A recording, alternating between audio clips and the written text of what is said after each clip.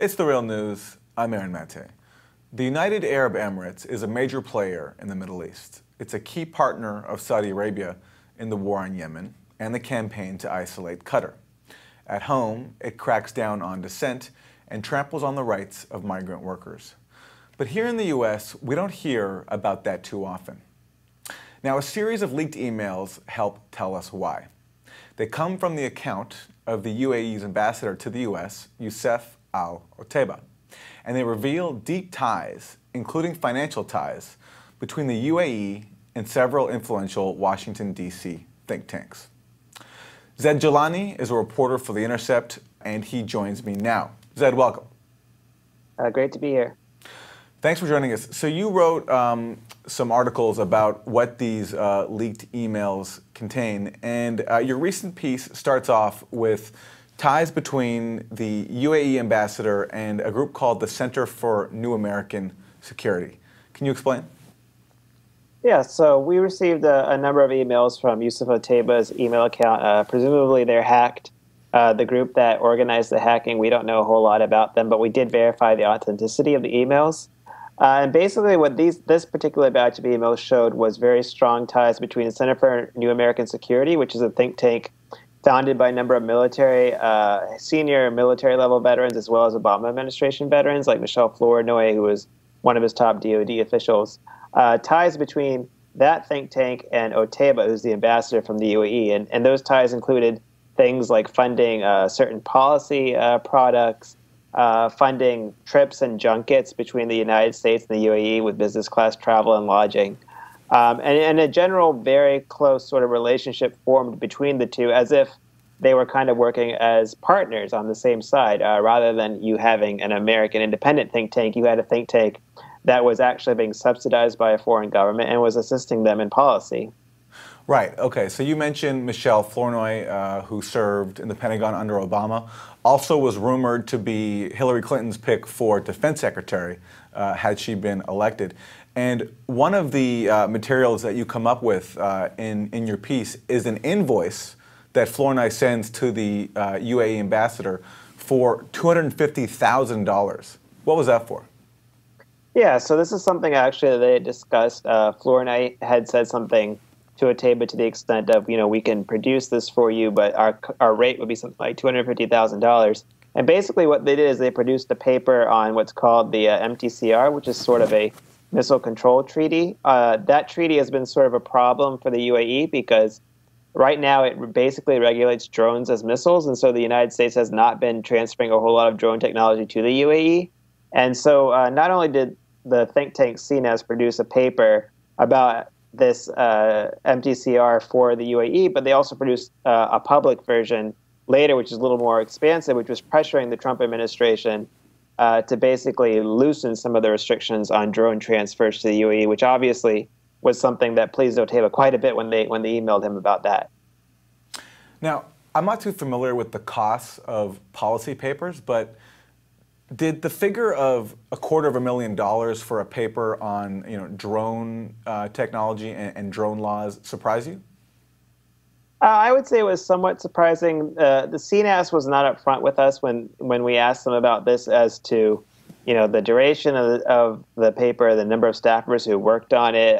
The private version that was sent to the UAE, we were not able to obtain that. So it's kind of difficult to say without knowing exactly who worked on it and how long it took. But certainly, I think that sum is, it's a profitable sum for CNAS, right? I don't think that they were just sort of reimbursing them for the cost of producing it. I think this was actually a matter of also fundraising for them, which is something that CNAS and other think tanks do, is that they give particularly private corporations, but sometimes foreign governments, which is in this case, a certain level of access to their policy products, a certain level of advisory over what they do, and then they're usually very healthily reimbursed for it, which is why I think so many think tanks do it.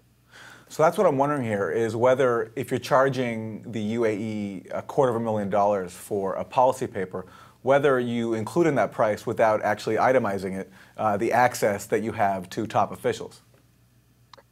Yeah, I mean, I think that's an extremely a very fair question. I think that sometimes when we see either foreign governments, corporations, foundations, other big private donors sponsor things at think tanks, part of that is they're actually subsidizing that product. Maybe the development or fundraising team is earmarking it for a particular product.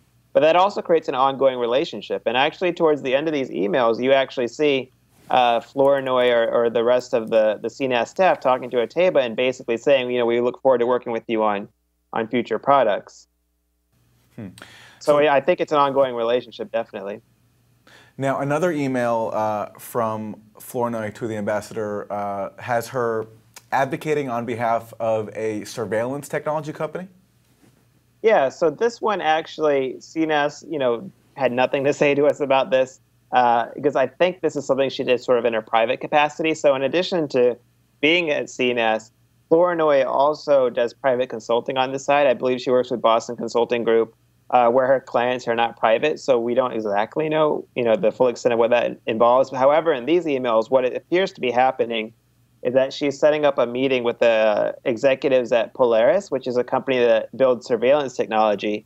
She's setting up a meeting between them and Oteba in the UAE, and she's sort of promoting their business to the UAE as opposed to perhaps a rival competitor who they could purchase surveillance technology from, which unfortunately is something you see a number of former top, particularly DoD staff, but other people in the government as well doing after they leave the government, is that they use the contacts they developed because, of course, when you are senior at the DoD, you help pick contracts, you develop relationships with executives, and then when you leave, you can leverage that into money for consulting for yourself because you can then continue to promote those products as a private citizen and not necessarily tied to any national interest, which you're presumably doing as a government official. Right. Okay. Let's talk about a different think tank, moving on from the Center for New American Security, and talk about the Foundation for the Defense of Democracies. You also write about emails showing a strong link between the UAE and that group. Yeah, so the Foundation for Defense of Democracy is not an Obama-linked think tank at all. Actually, it's more on the other side of the aisle. It's primarily staffed by, I would say, former Bush and Reagan officials. It has sort of a neoconservative leaning. It's fairly right-wing. And they've also been majorly sponsored by Sheldon Adelson in the past. I believe they confirmed with us recently they're no longer, like he hasn't donated in recent years, but he was a heavy donor at one point. And so basically their leaning is very, quote-unquote pro-Israel, which is something that the Emirates and Saudi Arabia have not wanted to say publicly so much, right? We've all kind of assumed they've had a growing relationship with Israel and pro-Israel organizations, but they haven't been super upfront about that because the publics in their countries don't generally approve of that political stance. And so what these emails show is that the FDD and UAE are working very, very closely on, for instance, the FDD and UAE produced a list of companies that invest in both Iran and the UAE with the intention to pressure those companies to stop investing in Iran.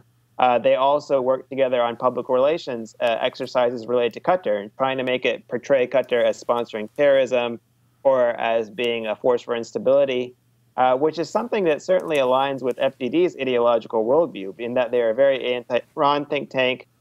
They're very much against engagement with Palestinians and certain Palestinians and things like that.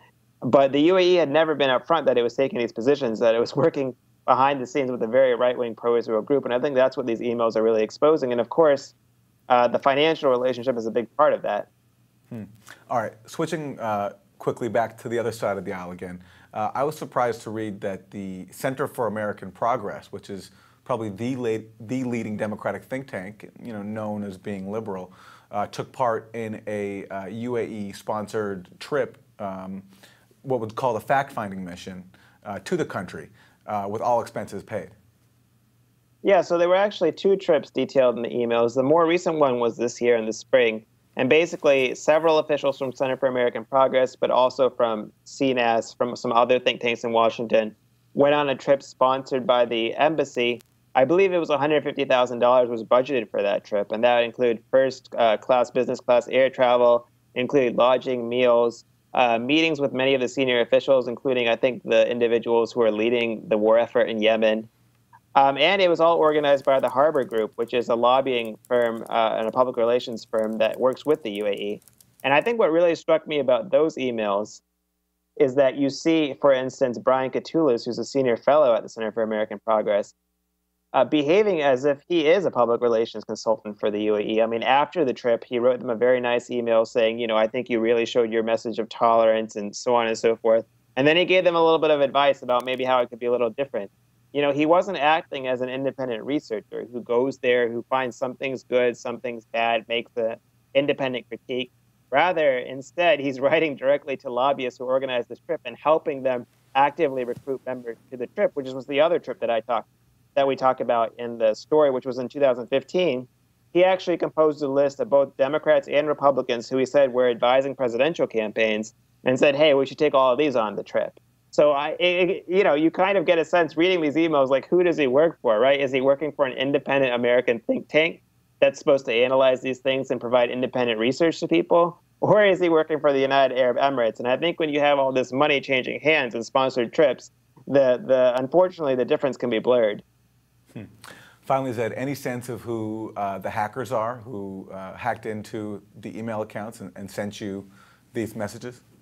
Yeah, so we really have no concrete idea. They did use a .ru email address, but from what I've been told, that's like having a Gmail in Russia or Eastern Europe or something. I think if you want to hide your identity, that's a very pretty smart thing for them to do. So I couldn't really guess. I think interest-wise, Qatar's government would have a lot of incentive to be doing that right now, given that a lot of the recent diplomatic crisis was set off by Emirates-aligned hackers hacking their websites. So I think it may have been tit for tat, but that's purely speculation. I really have no idea. Right. I mean, part of what was said to have started this current row between Qatar and the Gulf states was that there was a statement misattributed to the leader of Qatar making statements about Iran. It turns out that was fake news, basically. And then it turned out that might have been planted by the UAE, right? Right. I think there were some American intelligence folks who went to the press and basically said, yeah, that we have a strong suspicion that UAE was responsible for that hacking. Well, we'll continue to cover the story as more emails come out. Zed Jalani, reporter for The Intercept, his latest piece is Hacked Emails Show UAE Building Close Relationship with DC Think Tanks That Push Its Agenda. Zed, thank you. Thank you. And thank you for joining us on The Real News.